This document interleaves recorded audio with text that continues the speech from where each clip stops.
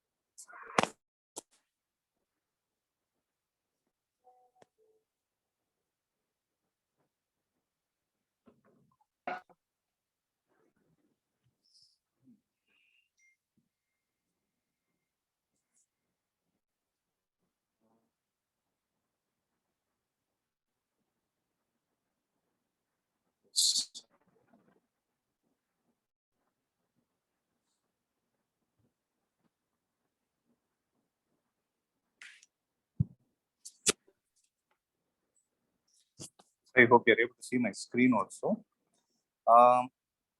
Yesterday's class, we discussed some important points. I hope you remember what they are. The first one that we discussed in yesterday's class is gravitational potential energy. And from gravitational potential energy, we saw two other terms, that is escape speed and orbital velocity or orbital speed. And we also saw the relation between them. V is equal to root 2 times V naught. I hope things are clear, right, till this extent? Yes, sir. Okay. So yesterday itself, I would have told you that we are almost at the end of this chapter, right? So we saw gravitational potential energy, right? Just write down another term called as gravitational potential.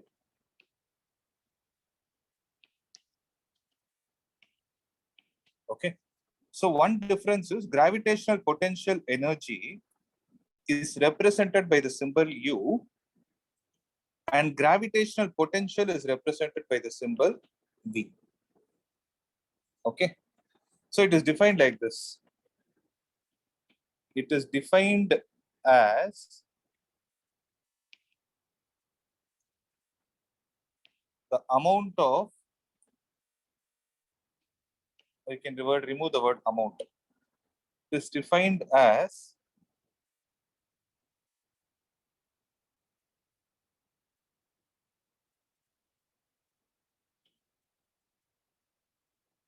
the gravitational potential energy per unit mass. Right? So V is equal to, I'm not sure if you guys remember something like this. There is something called as electrostatic potential. Have you heard this? Last year in your 10th standard, you would have learned something called as potential difference, right? Amount of work done per unit charge. In a similar way, gravitational potential is defined as the amount of potential energy per unit mass. So it will go as U divided by M. So it is minus Gm into capital M divided by small m, the whole divided by R. Okay. So M and M will get cancelled. Minus Gme divided by Re. This term is what we call it as the gravitational potential. Okay, please write down the unit of, please write down the mathematical expression for it. So what is going to be the SI unit for it? Any idea? You can guess it easily. U is measured in joule per mass is measured in kilogram. Or this can also be written as joule kilogram inverse.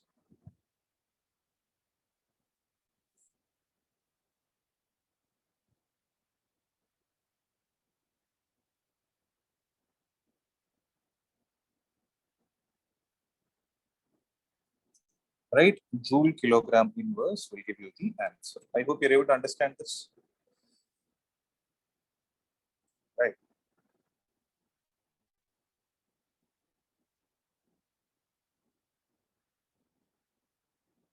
And the last point related to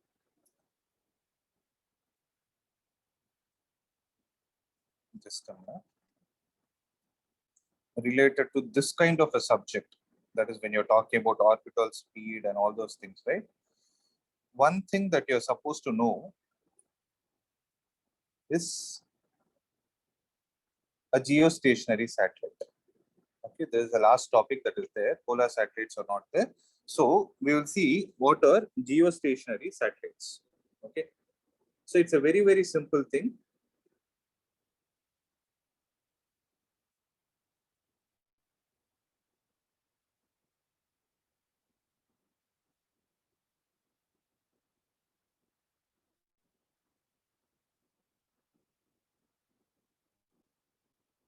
Okay, so it's a very, very simple thing. Geostationary is also sometimes called as geosynchronous satellite. Any idea of what it is?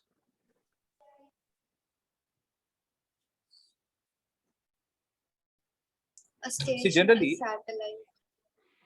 Stationary satellite. Do you think satellites are going to be stationary? It appears to be stationary from the observer's point of view. That's right. When can something appear to be stationary? So when relative velocity is 0.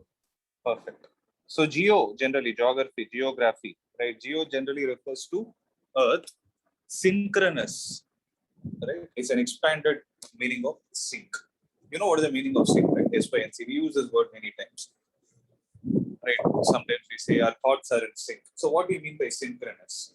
So if there is a satellite which is exactly in a synchronous motion with respect to Earth, then that kind of a satellite is called as geostationary satellite. So sometimes they refer to geostationary satellite also, like they say, since so what is going to be the time period of the geosynchronous satellite? Let's put it in another way.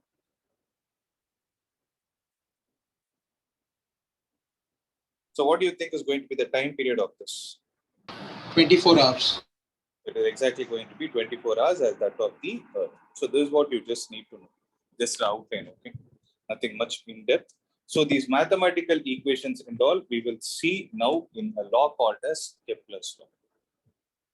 Okay. So remaining story and all, you can just read it. These electromagnetic waves and all, I'm not going in depth because all these things we will learn next year. Okay. Let's not get much deep into it and waste time. So the last topic that is there in this chapter is Kepler's laws. So there are two important laws that we have learned in this chapter. One is Newton's law of gravitation. And the last one that we are going to see is Kepler's laws. We call it as laws because he has proposed 3 laws. Okay. So it's all about the motion of planets. So first is called as the law of orbits. So when you talk about a planet, right? So we think that planets revolve around the sun in a circular orbit, but the thing that he has proposed is like this. He told that all the planets move in an elliptical orbits with the sun situated at one of the foci. You can either call it as foci or foci. Okay. So do you guys know what is an elliptical orbit? Do you guys know what is an ellipse? Yes, sir. So what is it? Sir, it appears like a sphere or a circle, but radius is not same throughout. Sphere is 3-dimensional. Yes, sir. It's only circle. So what is this? This is a circle. You should not use the word sphere, okay? That's what I mean. Because Yes, ellipse is a 3-dimensional. So if you take a circle and compress it like this is what is called as an ellipse. Okay. So I just want to tell you some important terms related to ellipse. These things you learn it in math, but for you to relate to the concept that we are currently discussing, I'm just going to give you some basic introduction. Okay. So this ellipse will look in this kind of a format. When you talk about a circle, so how do you define a circle? Just extra information, guys. How do you define a circle?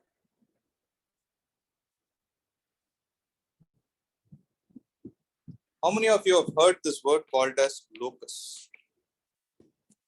Locus point. Have you heard these words? Yes, sir. Right. What does it mean?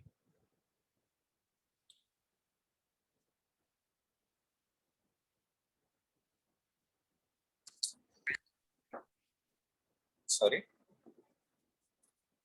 Locus is generally the shape, and there is something called as locus point, which we call it as moving point.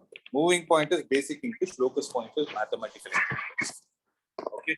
So if you have to draw a circle, you will keep the point of the compass at the center and take a certain distance, and you keep rotating it, right? So can I say if this is a point P, P dash, P double dash, so point P, P dash, P double dash, all are moving with respect to a fixed point at a constant distance, right? So I can say circle is locus of all points. These are the locus points, P, P dash, P double dash. These are all the points that are moving with respect to the fixed point O. So locus of all points equidistant from a fixed point. Can I say something like this? Are you guys able to understand what I'm trying to say? So what is that fixed point technically called as? What do you call that fixed point in technical language? You call it as a center, right? So in a similar way, when you talk about an ellipse, ellipse is the locus of all points. So P, P dash means if you take a point on the shape, P double dash, P triple dash, something like this, then the sum of the distances of these points from two fixed points, that is SP plus S dash P, is always a constant. Okay. So what is happening? There are two fixed points on a line, and from those two fixed points, you will choose the points P, P dash, P double dash, P triple dash in such a way that if you take the distances from both those fixed points to the moving point and you add them, that value will always be a constant.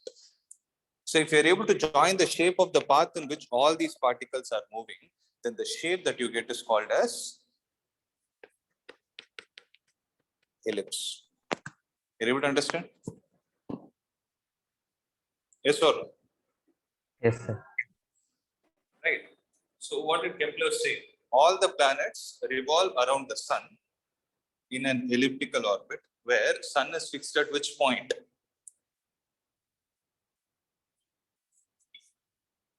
Sun is fixed at one of the foci.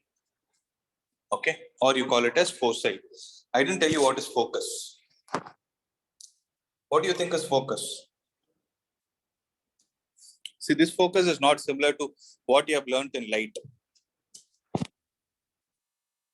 I thought you people will ask so many doubts, but nothing. So I told you two fixed points, right? These fixed points are called as focus. So this is focus is singular, foci is plural. That is why he told that planets revolve around the sun, where the sun is said to be fixed at one of the foci. You're able to understand? Yes, sir. Yes, sir. Right. Okay.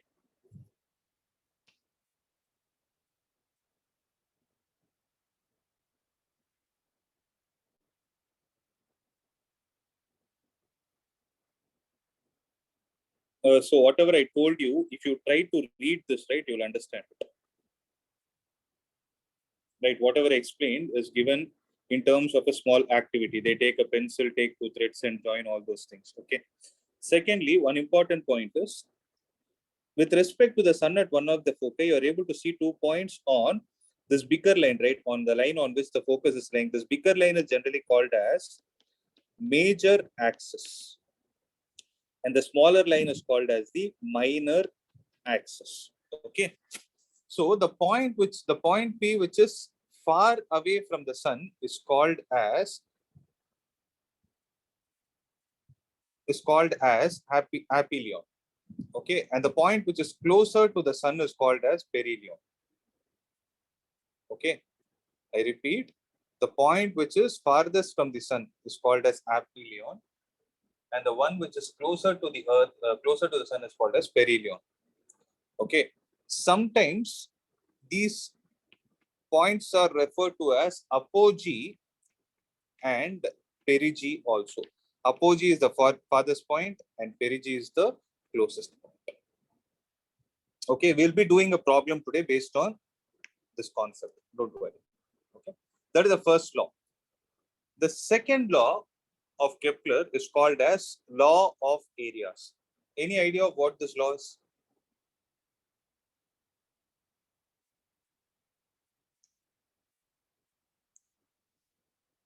No idea? Okay, listen.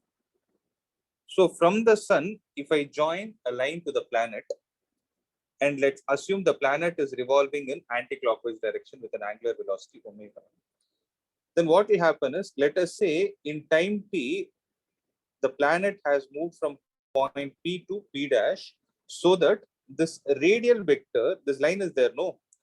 That line, we say it has covered some area delta A. So how much is the area covered? Delta A is covered in how much time? In the time delta t. Okay. Now what will happen if you keep on revolving? Let's say after some instant, it has come to point P double dash, and from P double dash to P triple dash, it took the same amount of time delta t to travel. Now what you do, if you take these radial vectors and try to measure the area of the sector, what do you think is going to be the area of the sector?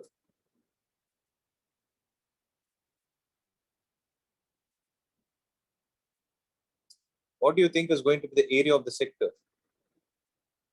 Delta A.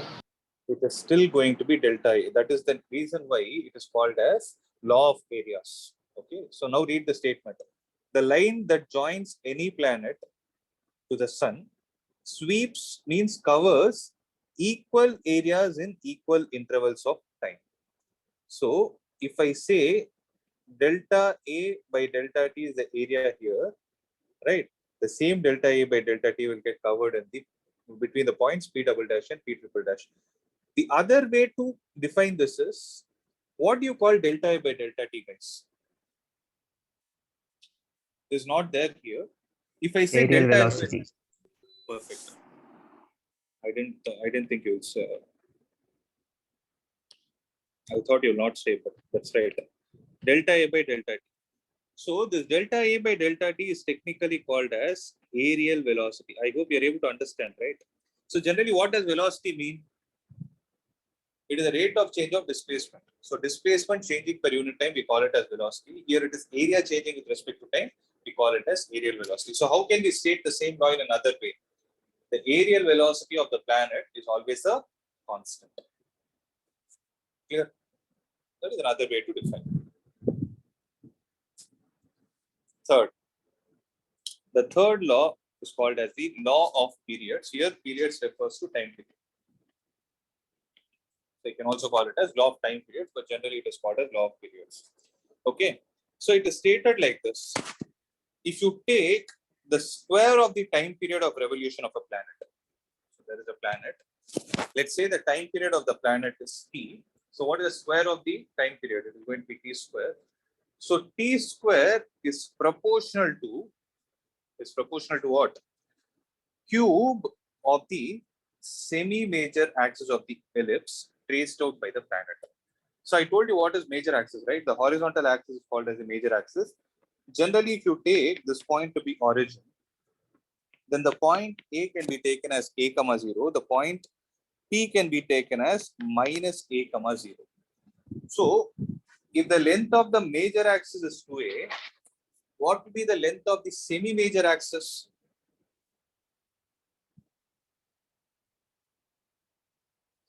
A. So if the length is a, correct. So t square is directly proportional to a cube. Okay, this is the third law of Kepler. So you can either call it as Kepler's third law or law of periods. Okay. So this is all about the gravitation chapter. Now what we will do, we will try to solve some problems based on this so that we can understand things better.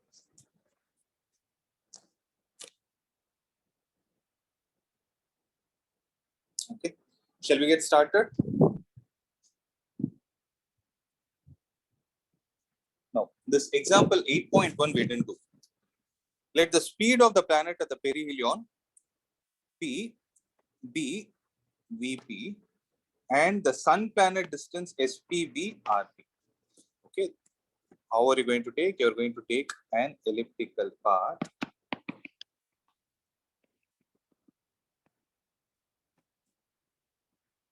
If you take this as the sun, okay, S2P is how much?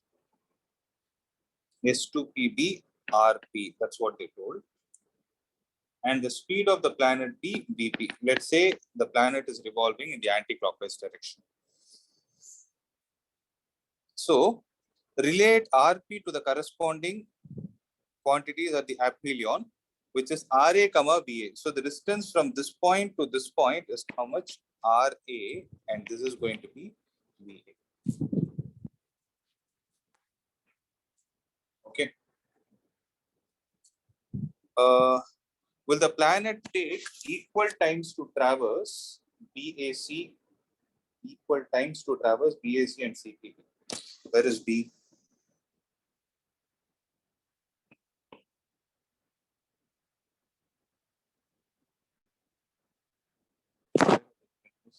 Eight point one A. Okay, BAC and CPB. Okay. So here I want you to note one point. If you observe, what is the force due to which this object is revolving? What is the force experienced by the planet due to which it is able to be in that elliptical path?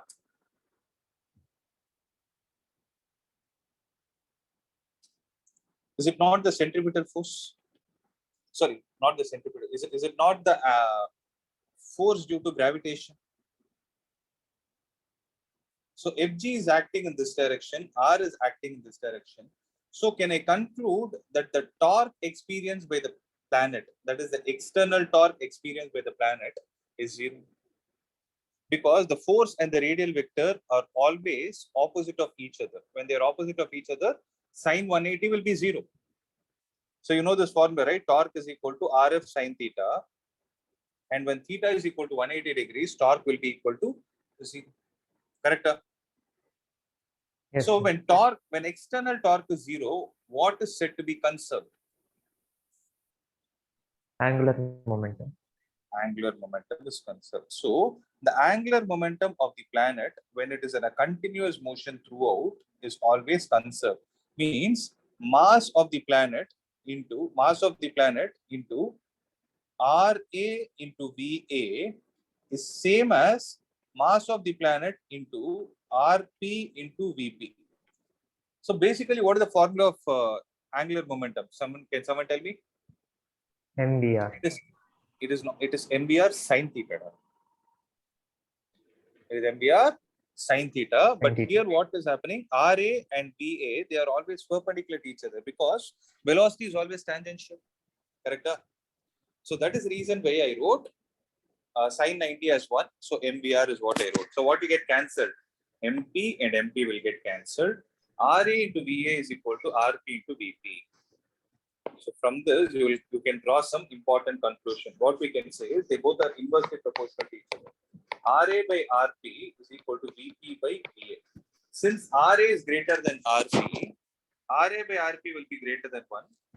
So Vp by Va will also be greater than 1. Means near the perigee, the planet will move faster, whereas near the apogee, it will move slower.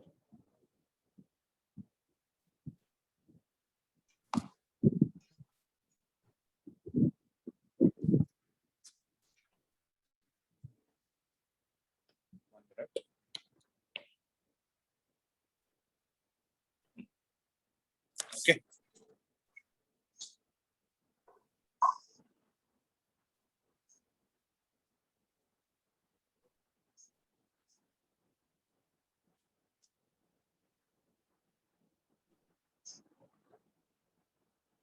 What is the next part of? Will the planet take equal times to traverse BAC and CPB?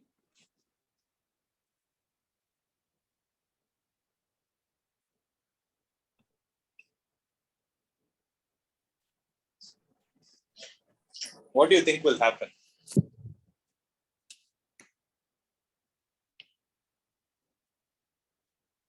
So, though it appears to be symmetrical, BAC and APB are equal half parts of the ellipse. Correct? That's what they asked, no? BAC and CPB only, no?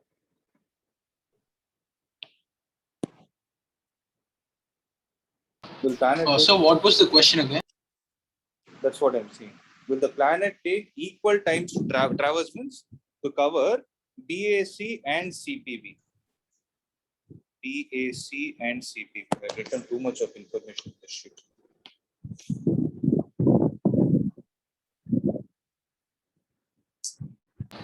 No, sir.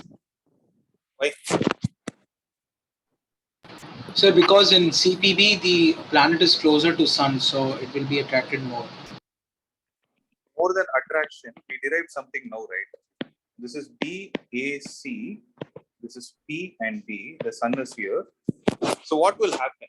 We just derived something, right? It is what you told is right, but can you give me a more appropriate answer? When the planet is closer to the sun, what will happen? Its speed is going to be more.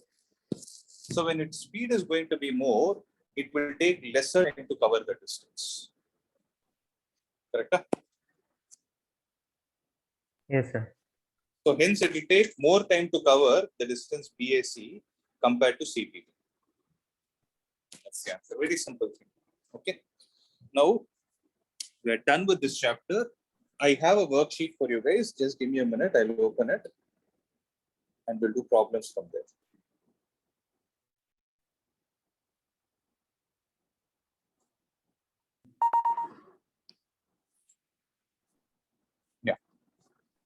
So let's try out few problems. Read the question from here and tell me how to do. There is a man who weighs 60 kilogram at the Earth's surface. At what height above the Earth's surface weight becomes actually this word weight is wrong. It should be mass actually. Okay, mass becomes 30 kilogram. Given the radius of the Earth is 6,400 kilogram. So what is happening? Did you understand the question? So there is a man on the surface of the Earth. His mass is 60 kilogram, or his weight is 600 Newton. Okay, I'm taking G to be 10 as of now. It is 600 Newton.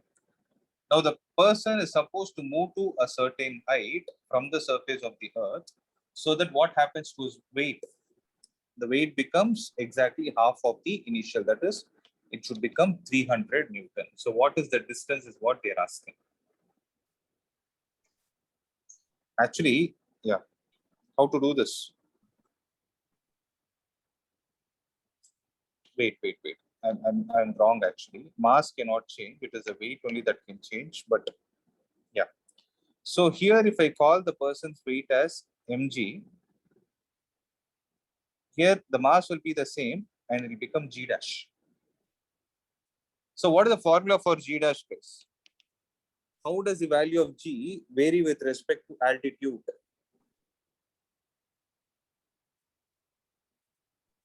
Gm by r plus h whole square. We know this, right? Can I write mass of the person into g dash? The weight of the person here is equal to g into small m into mass of Earth divided by, can I write it as Re plus h the whole square, because the mass of the Earth is concentrated at its center. This distance is already Re. Can I write it as Re plus h the whole square? M and m will get cancelled. G dash is equal to, what is the value of GME?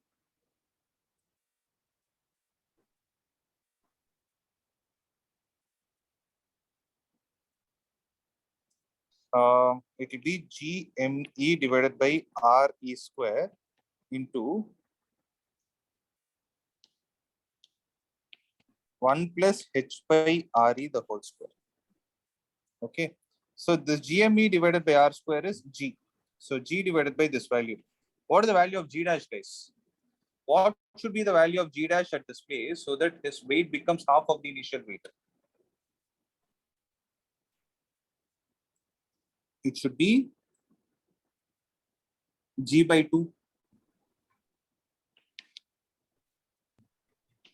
So G by 2 is equal to G divided by 1 plus h by Re the whole square. G and G will get cancelled. So 1 plus h divided by Re will be equal to root 2. So h will be equal to root 2 minus 1 times Re. So root 2 minus 1 is, root 2 is 1.414 minus 1 is 0.414 into the radius of the Earth is 6,400. Multiply these two, that will give you the answer. So if I'm not wrong, it should be 2624.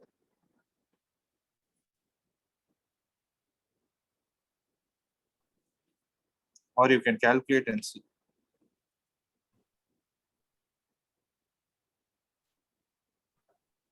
But did you understand the logic?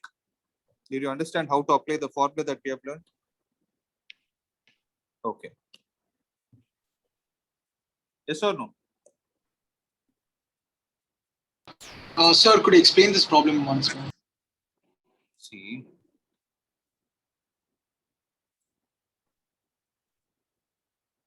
The weight of the person, actually the question should have been like this. The weight of the person on the surface of Earth is, let's say it is 600 Newton. The weight of the person here becomes 300 Newton, right? So if I write his weight here as mg, his weight here will be mg dash, right? So m into g dash is equal to, can I write it as g into mass of the person into mass of Earth divided by Re plus h the whole square. Is this point clear? Why didn't I change the value of m? Because mass of the object is constant everywhere. You can't change it according to planet. Mass is same. So M and M will get cancelled. G dash will be equal to GME divided by, I take out RE square into 1 plus H by RE the whole square. But what is GME divided by R square? R. So it is small g divided by 1 plus H by RE the whole square. So what is the value of G dash? G dash is G by 2. It will be G divided by 1 plus H by RE the whole square. G and G will get cancelled. So what can you conclude from this? 1 plus H by RE is equal to 2. Sorry, square root of 2. So H will be equal to square root of 2 minus 1 into RE. Now substitute all the values, you'll get the answer. Understood, sir. Second, there is a man who's standing on an international space station which is orbiting Earth at an altitude of 520 kilometers with a speed of 7.6 kilometers per second. If the man's weight is 50 kilograms, his acceleration is how much? Can you tell me what is the unwanted data here? That is the data which you don't require at all. So the altitude. Altitude is needed, right? What are they asking? They're asking to calculate the weight of the man, right? So yesterday we discussed one important thing.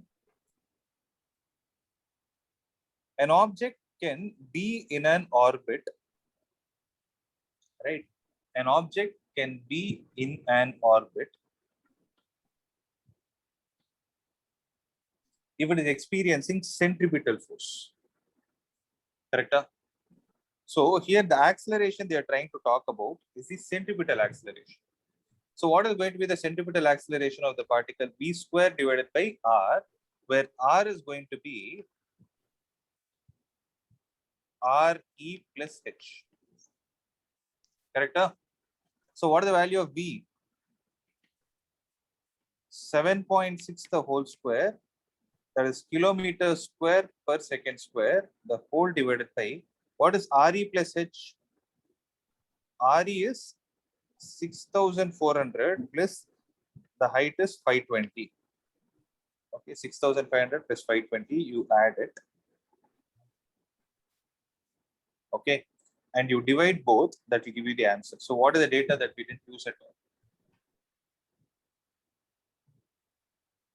You don't need the mass. So they just gave you only to confuse you.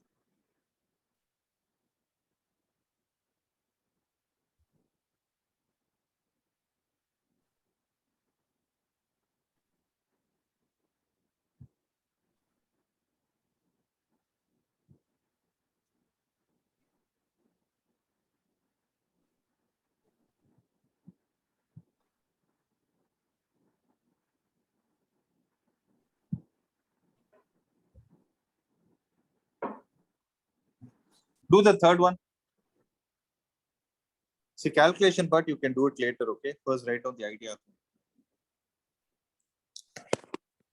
How to do the third one?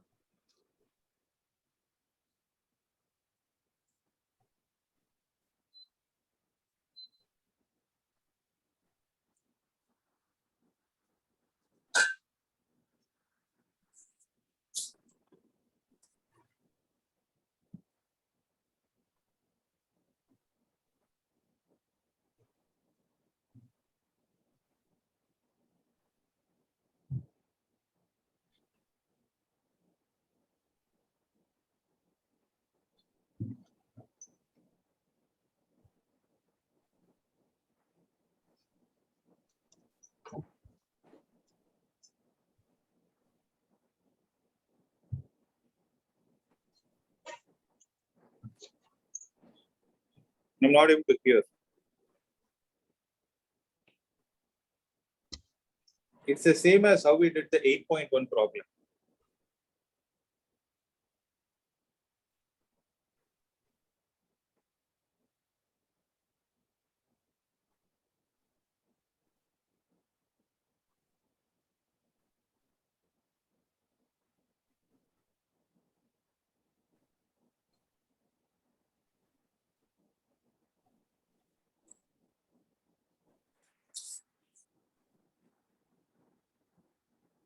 So Earth is here.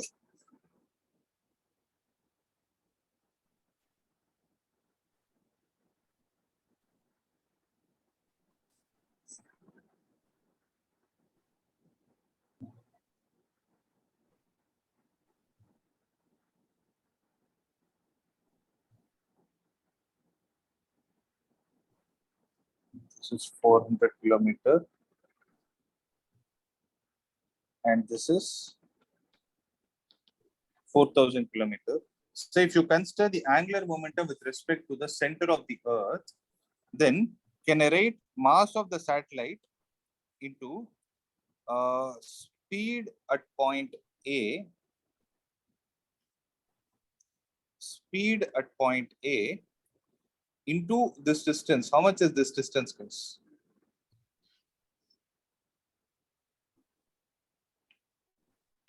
RA 3,200. How is it 3,200?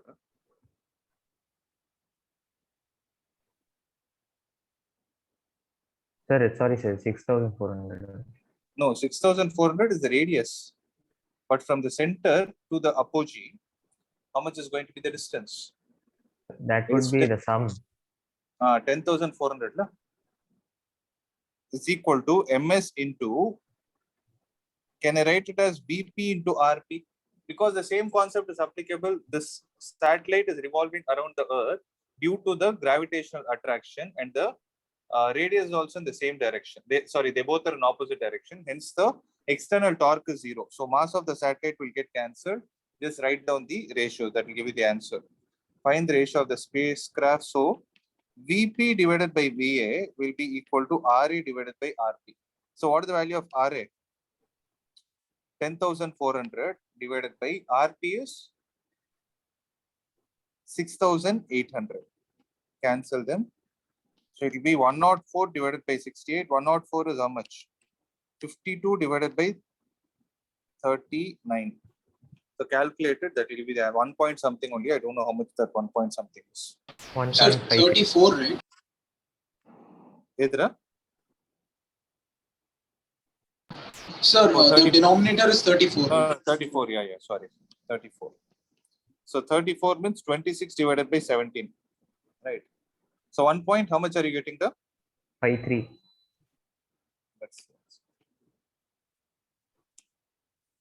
Okay, I hope the next one is easy. Derive an expression for the work required to move an Earth satellite of mass m from a circular radius of orbit,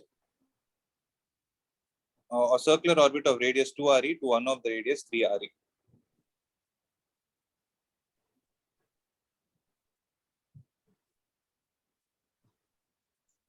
It is actually a very, very simple problem. So try to understand this. Fourth. So there is, what are they saying? Earth satellite, right? So there is, let us say there is a particle at a distance 2 RE.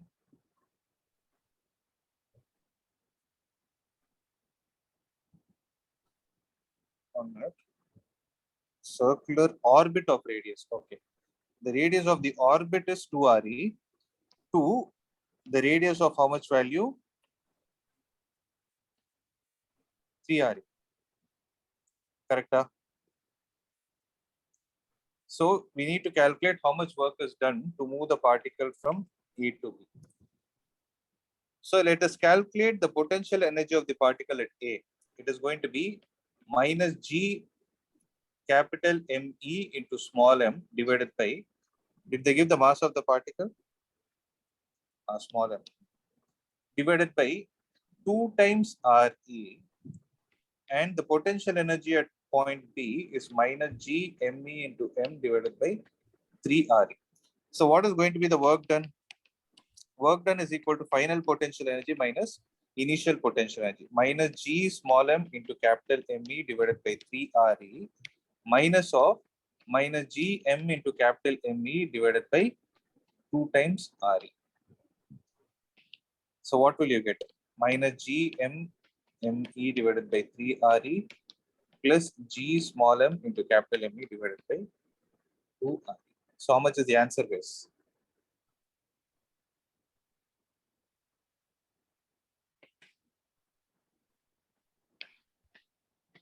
So 5 upon 6, GeV upon. I have a minus, but I will not get 5 upon 6. I think you will get 1 upon 6.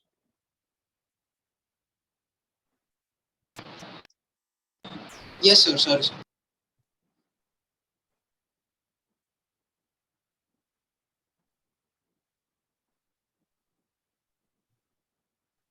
Is there an option?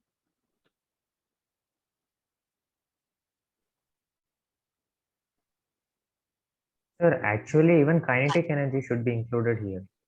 No need, no need. Because when you use the word required to move, right, the object is moved very slowly in Artham. So that is the meaning. So we don't take kinetic energy into consideration. Because it is not given a velocity, rather it is moved slowly.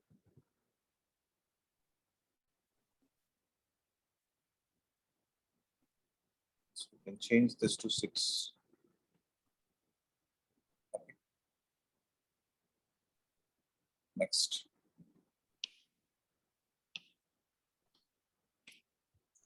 Determine the kinetic energy of a 500 kilogram spacecraft that must have in order to escape the Earth's gravitational field. Okay. So what do you mean by the velocity that is needed to escape the Earth's gravitational field called as? Escape PE is velocity. escape velocity. What is the formula for it? Root of gm divided by r plus. No, So sir. you, I'm telling for orbital. how much is it? Sir, it would be only gr. Root of small gr? Check it again. Root of 2gr. Yes, sir. Sorry. Root of 2 gre. So square root of 2 into g can be taken as 10 into what is the value of re? 6.4 into 10 power 6. Okay. So this will be the escape velocity. Once you get the escape velocity, find half mve square. That will give you the required kinetic energy. That's it.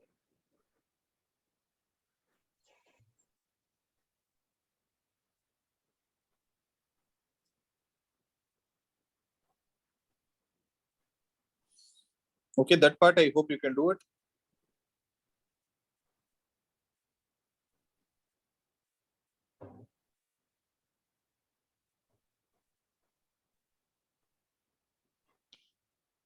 Okay. Next. Read the next question and you people tell me what are the steps to be followed. Moon has a mass of 7.36 into 10 power 22 kilogram and radius of 1.74 into 10 power 6 meter. Calculate the acceleration due to gravity on the moon. So we know the formula G is equal to Gm divided by R square, right? Right. In the case of Earth, we got Gme divided by Re square. In the case of Moon, you will get Gmm divided by Rm square. Correct? So G is a constant, 6.67 into 10 power minus 11 into mass of the moon is given as 7.36 into 10 power 22. The whole divided by Rm square, that is 1.74 into 10 power 6.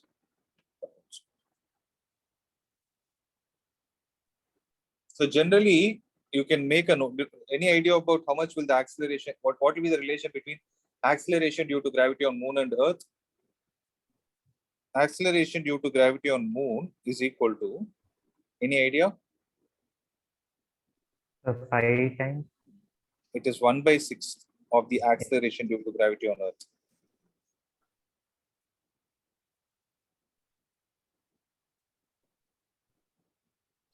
Just you can have this in your mind. It is 1/6 of the, means if a person is weighing 600 Newton here, a person standing on the surface of the moon will weigh only 100 Newton. Okay.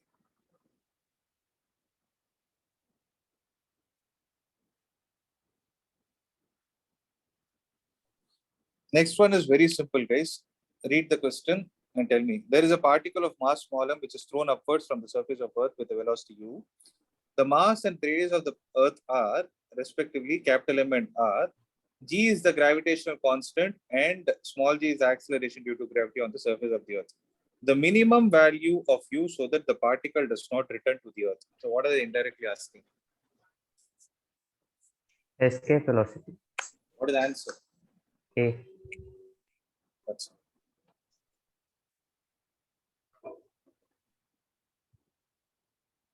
So calculate the eighth one. Do the eighth one.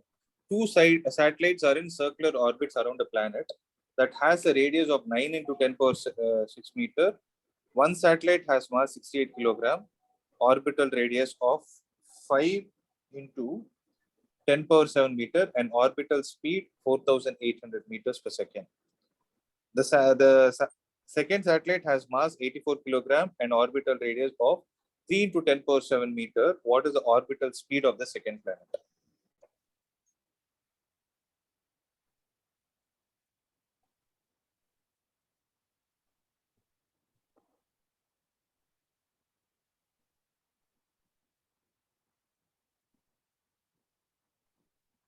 So how to do this?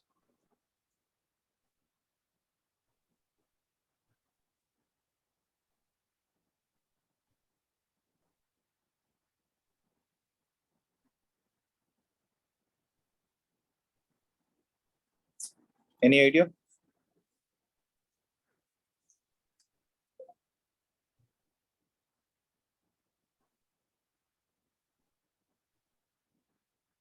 Sir, why did they mention about first satellite here? There is a relation actually.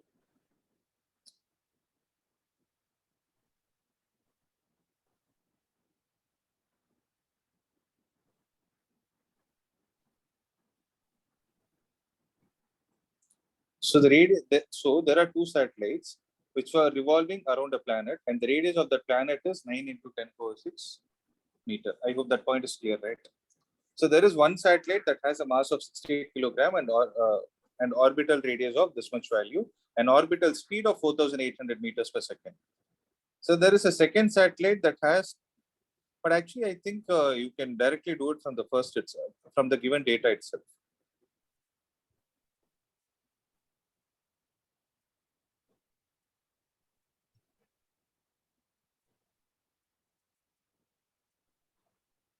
See, what I Yes, thought sir. is first, I thought we can do it as g into mass of satellite into mass of planet divided by the distance square is equal to mass of the satellite times v square divided by r. Correct? Or v square divided by d. You understood what I wrote here? If you refer the notes of yesterday's derivation, you will understand what I wrote. I told you yesterday, for any particle to be in a circular motion, there should be a centripetal force. The centripetal force is provided by the gravitational force. I could have written it. I thought I will write this and solve. So ms and ms will get cancelled. What will be the problem that we'll face with this equation? The mass of planet is unknown. That is the reason. So what we need to do is we need to do something in order to ensure that the first data is utilized. So for that, what we can think of is we can think of Kepler's third law. Okay, we can think of Kepler's third law. So based on that, we will be able to solve the problem. So remind this problem to me. Tomorrow I'll do it in the first. Tomorrow I'll do it as a first problem. Okay. I think the remaining problems we can do it in tomorrow's class because we need some time to discuss the concept here. This alone I'll do it tomorrow. So we need to apply which law? Kepler's third law that says T square is directly proportional to A cube. I'll show you a small derivation tomorrow that will help you here. I know these problems are slightly tougher, but yeah, this will make you think better. Okay. Sir, Please tell me. sir, why does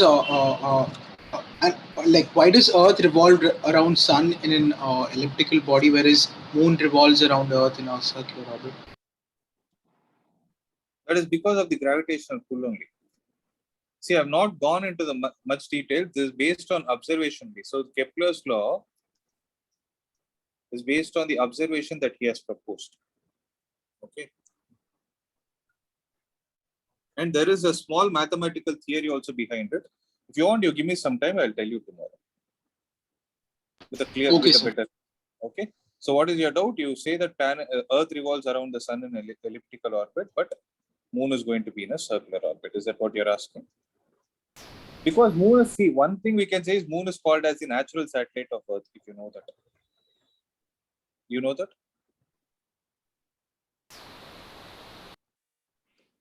Okay, Moon is called, generally satellites, when we say satellites are going to be in orbits.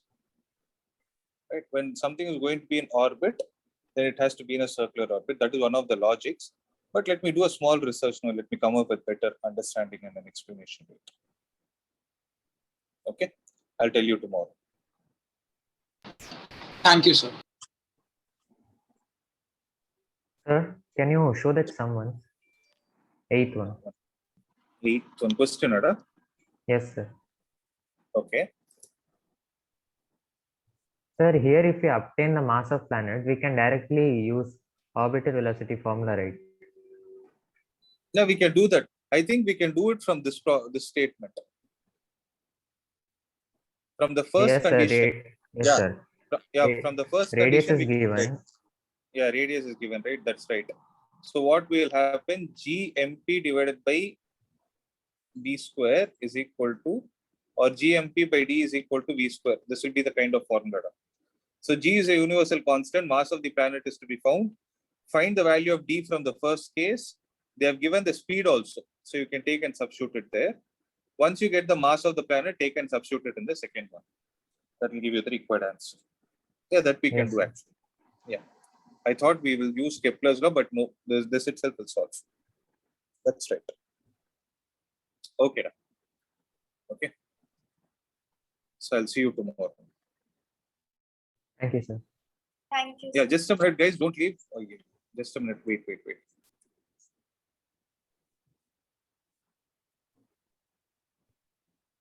Don't leave.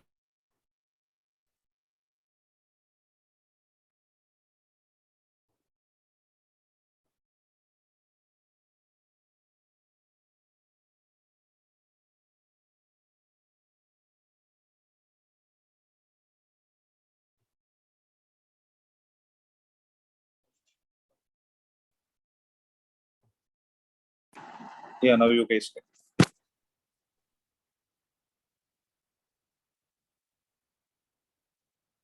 Thank you, sir.